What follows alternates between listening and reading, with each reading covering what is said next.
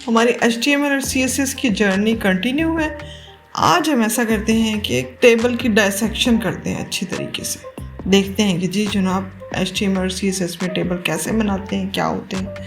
ये raw data हमारे पास कुछ मौजूद है, हम चाहते हैं कि इसको टेबल के फॉर्मेट में HTML में डालें। तो उसके लिए क्या करेंगे, हमारे पास HTML में टेबल नाम का एक एलिमेंट मौजूद होता है। जब हम उसको डालेंगे तो HTML अपने डॉम में एक टेबल जो है एंटर कर लेते हैं। एंगल ब्रैकेट्स के अंदर टेबल लिखा होता है और एंड कहाँ पे होगा, जहाँ पे हम इसको स्लैश टेबल के साथ एंड करेंगे। ये बिल्कुल आपके राइट हैंड साइड पे कॉर्नर में यहाँ पे टेबल का एंड होगा। अब इसके बीच में जो कुछ भी लिखा जाएगा वो जी हमारा एक टेबल होगा। और HTML के टेबल जो होता है वो रो की फॉर्म में होता है। और जो पहली वाली हमारे पास रो होती है, यानी जब हम उसको वर्टिकल में उन रोज़ को देखना शुरू करते हैं तो हम उनको कॉलम का नाम देते हैं। अगर हम उनको हॉरिजेंटली देख रहे होते हैं तो हम उनको रो कहते हैं। जैसे सबसे पहले जो आपका TR लिखा हुआ है इसका मतलब है टेबल रो। उसके अंदर जनाब लिखे हुए जी city, date, temperature, altitude, population. आप इस तरह से देख रहे हैं तो आप यही समझ लें कि एक रो है ये।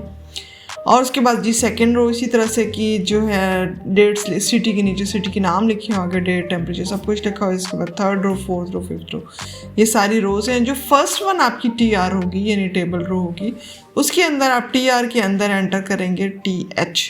ये ऊपर आपको सबसे टॉप पे लिखा हुआ नज़र आ रहा होगा TH, उसके अंदर डेट लिखा हुआ, ठीक है। TH का मतलब है कि टेबल की हेडिंग, यानी इसका मतलब ये हुआ कि हमारी पहली जो TR होगी उसके अंदर सारे TH होंगे, यानी हमारे टेबल की हेडिंग्स होंगी जिनको हम कॉलम के तौर पे फिर बाद में पढ़ते हैं। और इसी हेडिंग के नीचे हम उससे रिलेटेड जितना भी डाटा होता है वो एंटर करेंगे। यानी सिटी के नीचे हमारे सिटीज़ आएंगे, डेट के नीचे डेट्स आएंगी, टेम्परेचर के नीचे टेम्परेचर्स आएंगी। तो जनाब सेकेंड रो हमारी जो होगी वो TR होगी और उसके अंदर अब जो है अब TD एंटर करेंगे, यानी टेबल डाटा एंटर करेंगे TH की बजाय। क्लियर होगी, यानी फर्स्ट TR के अंदर हमारा TH होंगे, सारे टेबल की हेडिंग्स होंगी।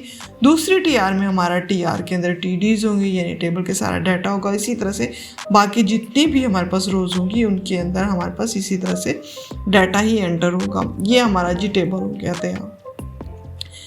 अभी आप यहाँ पे देखिए तो जो सेकेंड लास्ट आपको नज़र आ रही है ना रो, वहाँ पे जो कॉन्सिक्वेंसेज NM लिखा हुआ है और उसके आगे जो है वो 2 डेट्स डाली हुई हैं।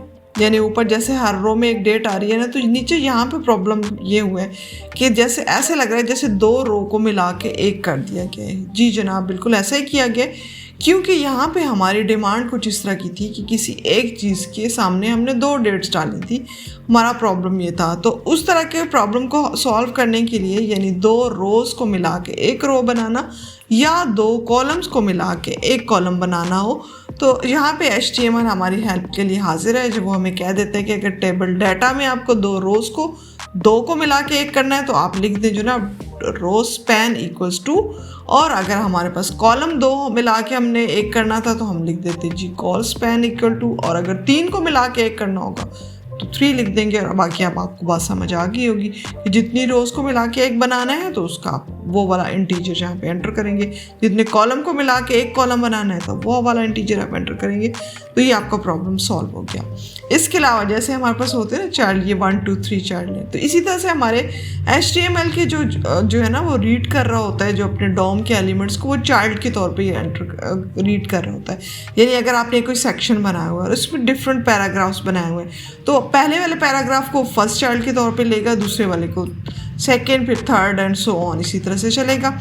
तो अब अगर हम ये चाहते हैं कि स्पेसिफिक किसी भी पैराग्राफ को टारगेट करना चाहते हैं एज अ चाइल्ड के तौर पे हम देख रहे हैं उसको, क्योंकि हम चाह रहे हैं कि जैसे पहला चाइल्ड, फिर तीसरा, फिर 5वां, यानी ऑड नंबर में जो है कुछ हम अपने टेबल को स्पेसिफिक को कलर देना चाह रहे हैं या कुछ बॉर्डर देना चाह रहे हैं या कुछ भी एंटर करना चाह रहे हैं, वट एवर सो जो भी करना चाह रहे हैं। या हम अगर इवन नंबर जो है जनरेट करना चाह रहे हैं, यानी हम हर इवन को जो है टारगेट करना चाह रहे हैं, तो उसके लिए हम क्या करेंगे जनाब, उसके लिए हमारे पास एक्चुअली n हमारा जो है ना वो 0 होगा। अगर 2 के साथ जो है 0 को मल्टीप्लाई कर देंगे 0, तो यानी हमारे 0 से स्टार्ट होगा। और फिर उसके बाद जो है अगर जो है 2n+1 हम कर रहे हैं तो 2 × 0 + 1 तो 1, यानी फर्स्ट से स्टार्ट होगा, फिर थर्ड पे जाएगा, यानी ऑड नंबर हमारे पास जनरेट होंगे। अगर 2n कर रहे हैं तो हमारे पास इवन नंबर जनरेट होंगे। इस तरीके से ये काम करता है। और ये देख लें आपको अल्टरनेट पे नज़र आ रही है ये जो है कि ग्रे कलर हुआ हो, एक में वाइट एक में। अब देखें ना, हमारे पास बड़े बड़े टेबल हो, बहुत बड़ा डाटा हो, तो हम क्या एक एक को अलहदा से तो आईडीज़ या क्लासेस देख के तो नहीं काम कर सकते। तो यहाँ पे हमारे पास ये चूँकि हायरार्की होती है डोम के एलिमेंट्स की, तो हम यहाँ पे चाइल्ड को टारगेट करके और इवन को टारगेट करके नंबर को अपना काम बहुत आराम से कर सकते हैं। अब ये देखिए, हमने एक, अगर आप ये तस्वीर को देखें ना, हमने एक बड़े टेबल के अंदर छोटे टेबल बहुत सारे रखे हुए हैं। तो इसी तरह से जो हमारे डाटा के टेबल्स होते हैं ना, वो उनमें भी हमारे पास ऐसी सिचुएशन आ जाती है कि जहाँ पे हमने किसी टेबल के अंदर छोटे छोटे टेबल्स कुछ एंटर करने होते हैं, तो हम उनको कहते हैं कि ये हमने टेबल के अंदर नेस्ट कर दिया। दूसरा टेबल है नेस्टेड टेबल्स उनको कहा जाता है। तो उनको अटेन करने का तरीका क्या होता है कि उसके अंदर क्या करेंगे, जिस जगह पर हमें वो चाहिए वो टेबल, तो सिंपल हमने क्या करना है, उस TD के अंदर जहाँ पे भी वो डाटा एंटर कुछ नहीं होगा डाटा एंटर, जैसे जहाँ पे 4x5 था हमने उसको काट दिया और उसके अंदर क्या कर दिए, एक टेबल जनरेट कर दिया, बिल्कुल उसी तरह से जैसे हमने बड़ा टेबल बनाया था कि टेबल का जो है वो टारगेट करते हुए टेबल लिखा है और उसके अंदर TR बनाया है, पहले TH लिखा है, उसके नीचे TD है, उसके बाद अगली रो के अंदर TH लिखा है और TD, और इसी तरह से वो बिल्कुल सेम उसी टेबल की तरह होता है। सिर्फ आपने ख्याल ये करना है कि किसी भी TD खाली TD होगा जिसके अंदर आप कोई सा भी अपना टेबल उसके अंदर छोटा टेबल जनरेट करा देंगे, तो वो जो है टेबल बन जाएगा। इसको हम नेस्टेड टेबल कहते हैं। तो चले आए ऐसा करते हैं कि मिलके खूबसूरत से कुछ टेबल्स बनाते हैं। स्क्रीन पे आपको नज़र आ रहे हैं हमारे HTML की बॉडी के अंदर टेबल स्टार्ट हो रहा है और टेबल फिर एंड हो रहा है। उसके बाद कैप्शन है और उसके बाद फर्स्ट TR है, सेकंड TR है और फिर थर्ड TR है। कैप्शन क्या चीज़ होती है? कैप्शन हमारी टेबल की हेडिंग होती है। ये आप अगर प्रीव्यू में देखें ना, the cities I visited on, ये जो लिखा हुआ नज़र आ रहा है, ये एक्चुअली कैप्शन है।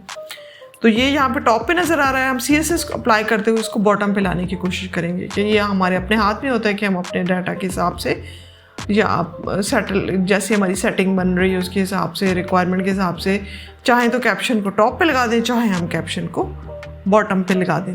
तो जी ये हमारी फर्स्ट TR है जिसके अंदर हमारे सामने जो है TH सारे लिखे हुए हैं, जिसके अंदर डेट, टेम्परेचर, एल्टीट्यूड, पॉपुलेशन और डिनर की रेटिंग लिखी हुई है। उसके बाद नेक्स्ट TR को ओपन करते हैं तो ये डाटा एंटर हुआ है। फर्स्ट रो के हैं जून 15 और उसके बाद आगे वाली सारी रेटिंग्स की और ये सारी एंट्रीज हुई हैं। इसी तरह से एक और जो तीसरी जो है जिसमें लाहौर और नेक्स्ट जो है वो सारी एंट्रीज हुई हैं। मेन चीज़ आपकी समझने की क्या है कि टेबल के टैग के अंदर जो है पूरे का पूरा टेबल होगा। उसके बाद कैप्शन जो होगा वो आपके टेबल की हेडिंग होगी। पहला TR के अंदर आप TH देंगे जो आपके टेबल की हेडिंग होगी। उसके बाद दूसरे TR TD होगा और इसी तरह से तीसरे चौथे जितनी भी आपकी अब डाटा है वो मुख्तलिफ रोज़ बनती चली जाएंगी। सिटीज़ के नीचे सिटीज़ आती जाएंगी, डेट के नीचे डेट आती जाएगी और इस तरीके से आप इसको डाटा को देखते हैं। अब हम ऐसा करते हैं कि जो हमारा रूखा फीका सा टेबल है ना, इसको कुछ कलर डालने की कोशिश करते हैं। कलर की प्रॉपर्टी से हम वही यूज़ करेंगे जो इससे पहले हम पैराग्राफ और टेक्स्ट में यूज़ कर चुके हैं।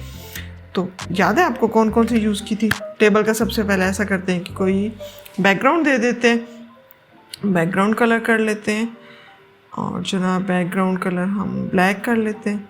अब ब्लैक किया तो टेक्स्ट गायब हो गए। तो टेक्स्ट के लिए क्या करते होते हैं? बिल्कुल सही कहा आपने, कलर को हम कर लेते हैं जनाब वाइट। आप हैश करके FFF भी लिख सकते हैं और वाइट भी लिख सकते हैं, जिस तरह से भी आप इजी। ठीक है, अब नज़र आना शुरू हो गया। अब और क्या करें इसके अंदर, टेबल के अंदर मार्जिन राइट कर देते हैं। मार्जिन राइट और लेफ़्ट कर देंगे तो वो थोड़ा सा सेंटर में आ जाएगा या बिल्कुल हमें चिपका हुआ सा नज़र आ रहा है। आप मार्जिन कर दें तो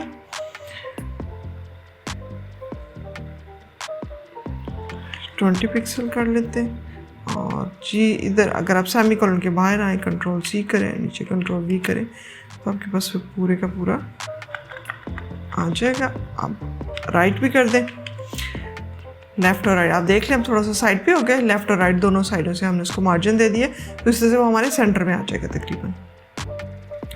अब नेक्स्ट इसके ऊपर हम क्या अप्लाई कर सकते हैं? हमने कहा था हम कैप्शन को कोशिश करेंगे कि जो है वो ऊपर लेके जाएं या नीचे लेके आएँ, अपने मर्ज़ी से हिसाब करें। तो कैप्शन उसके लिए क्या करते होते हैं, कैप्शन साइड का हमारे पास आता है, कैप्शन साइड इसको कर लेते हैं बॉटम। तो कैप्शन हमारी नीचे आ जाएगी। कैप्शन हमें नज़र इसलिए नहीं आ रही क्योंकि जो है कैप्शन का जो है ना कलर वो नज़र ही नहीं आ रहा, ब्लैक उसकी वजह से। अच्छा, अब नेक्स्ट हम क्या इसके ऊपर अप्लाई कर सकते हैं जी? हम अगर आप चाहते हैं कि जी कोई बॉर्डर अगर लगाया था आपने और बॉर्डर वो नज़र ना आए, सपोज हम एक बॉर्डर लगा के देखते हैं इधर कि हमने एक बॉर्डर लगाया 1 पिक्सल सॉलिड रेड लगा दी। ठीक है, ताकि आपको क्लियर नजर आए। ये बॉर्डर लग गया। आप चाहते हैं कि बॉर्डर जो है मेरा नज़र ना आए, मुझे आपकी कुछ इस तरह की रिक्वायरमेंट है कि you don't want that border, तो उसके लिए आपके पास बॉर्डर कोलैप्स की जो है आती है कि बॉर्डर कोलैप्स, आप कोलैप्स कर दें तो वो आपका बॉर्डर जो है वो गायब हो जाएगा। ठीक है, अब इसने बॉर्डर क्या कोलैप्स हो गया, उसके अंदर चला गया, ठीक हो गया। अच्छा, इस सेपरेट भी करते हैं तो वो विड्थ इंक्रीज कर जाता है। आप इस तरीके से बॉर्डर को मुख्तलिफ तरीक़ों से अरेंज कर सकते हैं। उसके बाद नेक्स्ट क्या आप कर सकते हैं कि जो हमने बात की थी कि ऑड और इवन में अगर हम चाहते हैं कि जी डिफरेंट कलर भी बैकग्राउंड पे चेंज कर दें, हमें इस तरह से रो डिफरेंट कलर की नज़र आए, तो उसके लिए 2n+1 करेंगे तो क्या होगा, n हमने बात की है पहले इसकी कि n हमारा 0 होगा, तो 2 × 0 0 हो जाएगा +1। तो इसको किसके ऊपर अप्लाई होना चाहिए अब आप बता दें। ठीक है, फर्स्ट सेकंड उसे छोड़ के फिर थर्ड पे आ गए, ठीक हो गया। यानी ये हमारे पास इवन ऑड नंबर जनरेट करेगा, फर्स्ट पे जाएगा फिर थर्ड पे, फिर अगर लंबा डाटा तो थर्ड फिफ्थ 7 9 इस तरह से चलता है हमारे पास। और अगर आप 2n कर दें तो ये हमारे पास 0 पे आएगा, 0 छोड़ के फिर 2 4 6 इस तरीके से चलेगा। आप इसको नेक्स्ट अप्लाई करके खुद ही देख लीजिएगा। इसके अलावा अगर हम ये चाहते हैं किसी तरीके से कि जैसे सिटी है और इससे पहले कोई कंटेंट डालना चाह रहे हैं, इसको आईडी नाम दे दिया था सिटी को, तो हम इसको टारगेट कर सकते हैं : बिफोर किया, यानी क्या करो कि सिटी से पहले ये काम कर दो। भाई कौन सा काम कर दो, कोई सा भी काम हम कराना चाह रहे हैं, सपोज हम चाह रहे हैं कि ऐसा करते हैं कोई इमोजी डलवा देते हैं, तो ये जी डाल दो, ये देख लें सिटी से पहले आपके सामने जो है आ गई है। ठीक है, मतलब कितना इजी है आपके टेबल को मेंटेन करना और ख़ूबसूरत बनाना। आप उसके अंदर कोई इमेज डालना चाह रहे हैं, कोई इमोजी डालना चाह रहे हैं, कोई और कंटेंट डालना चाह रहे हैं, कोई कोट्स यहाँ पे डालना चाह रहे थे, कुछ भी चीज़ आप बड़े आराम से CSS के साथ मैनेज कर सकते हैं। अभी तो देखिए ये बहुत सिंपल सा टेबल था, हमने इसके ऊपर बहुत थोड़े से काम किए हैं, लेकिन इसके अंदर इतनी कैपेसिटी मौजूद है ना इन टेबल्स के अंदर। नेक्स्ट टाइम मैं शेप वाली प्लेलिस्ट में देखिएगा, शेप वाली प्लेलिस्ट के अंदर आपको एक वीडियो मिलेगी जिसके अंदर एक ऐसा टेबल मैं बनाऊंगी जैसे आप किसी स्कूल, यूनिवर्सिटी, कॉलेज किसी के जैसे टाइम शेड्यूल नहीं बनाते, और वहाँ पे जो है टीचर की जो है इमेजेस साथ लगी हुई होंगी, वो पूरी डिटेल आ रही होगी और बहुत ही खूबसूरत सा, और उसके बाद जावास्क्रिप्ट को भी अप्लाई करेंगे, बहुत अच्छे से ज़बरदस्त सा तैयार करेंगे।